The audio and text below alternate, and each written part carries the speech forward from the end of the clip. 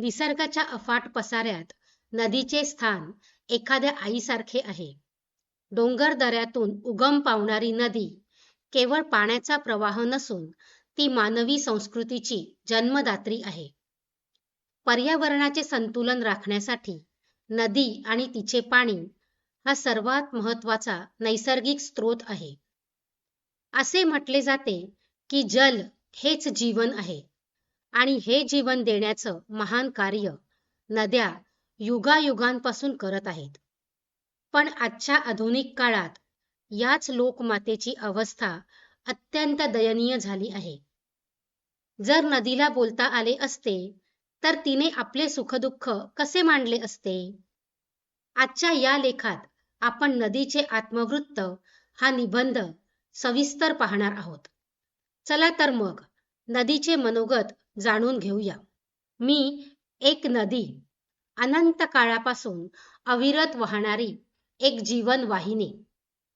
माझा जन्म एका उंच पर्वताच्या बर्फाच्छादित शिखरावर निसर्गाच्या एका शांत कोपऱ्यात झाला. जेव्हा मी जन्माला आले तेव्हा मी एका लहानशा धारेसारखी होते. माझे ते बालपण डोंगर दऱ्यात, घनदाट जंगलात आणि पशुपक्ष्यांच्या सहवासात गेले. तिथून खाली जमिनीकडे येताना मला अनेक कड्यांवरून उड्या माराव्या लागल्या. मोठ्या दगडांशी झुंजावे लागले. पण माझ्या मनात एकच ध्येय होते, सतत वाहत राहून त्या अथांग सागराला मिळणे. जशी मी डोंगरावरून खाली उतरून मैदानी प्रदेशात आले तसे माझे रूप विशाल झाले. माझ्या काठावर मानवाने आपली घरे बांधली, गावे वसली आणि मोठी शहरे उभी राहिली. मानवी संस्कृतीचा इतिहास माझ्याच साक्षीने लिहिला गेला आहे. मानवाच्या प्रगतीच्या प्रत्येक टप्प्यावर मी त्याला साथ दिली आहे. शेतात डोलणारे हिरवेगार धान्य असो, तहानलेल्या प्राण्यांची तहान असो किंवा कारखान्यांची मोठी चक्रे फिरवण्यासाठी लागणारी ऊर्जा असो, या सर्वांना मीच शक्ती दिली. मी कधीच कोणाकडे मोबदला मागितला नाही, कारण परोपकार हेच माझे जीवन आहे. माझ्या पात्रात जेव्हा सूर्याची पहिली किरणे पडतात तेव्हा मी सोन्यासारखी चमकते. रात्रीच्या वेळी चंद्र माझ्या अंगाखांद्यावर खेळतो. ऋषीमुनींनी माझ्या काठावर बसून तपस्या केली, ज्ञान मिळवले. कितीतरी कवींनी माझ्या सौंदर्यावर कविता लिहिल्या. लोक मला लोकमाता म्हणतात, मला पूजतात, माझ्या पात्रात दीपदान करतात. हे सर्व पाहून माझे मन भरून येते. मला वाटते की माझे अस्तित्व सार्थकी लागले आहे. पण आज परिस्थिती बदलली आहे. आजच्या युगात मानवाच्या हव्यासापोटी माझे अस्तित्वच धोक्यात आले आहे. ज्या माणसाला मी मातेप्रमाणे पाणी दिले त्यानेच आज माझ्या अंगावर प्रदूषणाचे घाव घातले आहेत. मोठी शहरे आणि कारखान्यांमधून निघणारे विषारी सांडपाणी, रासायनिक द्रव्ये कोणतीही प्रक्रिया न करता थेट माझ्या पात्रात सोडली जातात. माझे जे पाणी पूर्वी अमृतासारखे गोड आणि निर्मळ होते ते आज काळेकुट्ट आणि विषारी बनले आहे.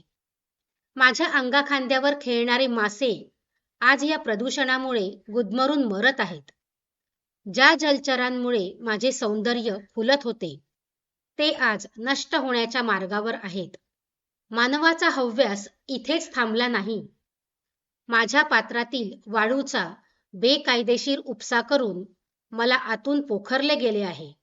वाळू ही माझ्या शरीराचा एक अविभाज्य भाग आहे, जो पाणी साठवून ठेवण्याचं काम करतो. पण ही वाळूच काढून घेतल्यामुळे माझी पाणी धरून ठेवण्याची क्षमता संपली आहे. डोंगर दऱ्यातील वृक्षतोड केल्यामुळे पावसाळ्यात जेव्हा मला पूर येतो तेव्हा माझ्याकडे जमिनीची धूप थांबवायला झाडांची मुळे नसतात. मग नाईलाजास्तव मला तुमच्या वस्त्यांमध्ये शिरावे लागते.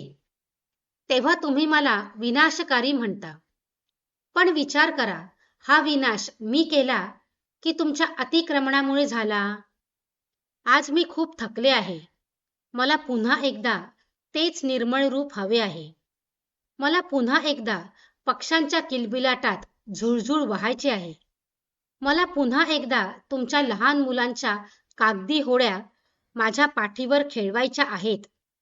पण मानवा, हे सर्व आता तुझ्याच हातात आहे. जर मी जिवंत राहिले तरच तुमचे भविष्य सुरक्षित राहील. जर नद्या सुकल्या तर ही सुजलाम सुफलाम पृथ्वी वाळवंट व्हायला वेळ लागणार नाही. शेवटी मला तुम्हाला एकच कळकळीची विनंती करायची आहे. मला प्रदूषणापासून वाचवा. माझ्या पात्रात कचरा आणि प्लॅस्टिक टाकू नका. माझ्या काठावर जास्तीत जास्त झाडे लावा. मला पुन्हा एकदा निर्मळ नदी म्हणून जगू द्या. मी तुमच्यासाठी वाहत आले आहे आणि वाहत राहण्याची माझी इच्छा आहे. पण त्यासाठी मला तुमची साथ हवी आहे. लक्षात ठेवा, नदीचा प्रवाह हाच प्रगतीचा आधार आहे. तो थांबला तर जीवनही थांबेल. मित्रांनो, निबंध आवडला असेल तर व्हिडिओला लाईक करा, शेअर करा आणि कमेंटही करा. आणि हो, चॅनलवर नवीन असाल तर चॅनलला सबस्क्राईब करा. धन्यवाद.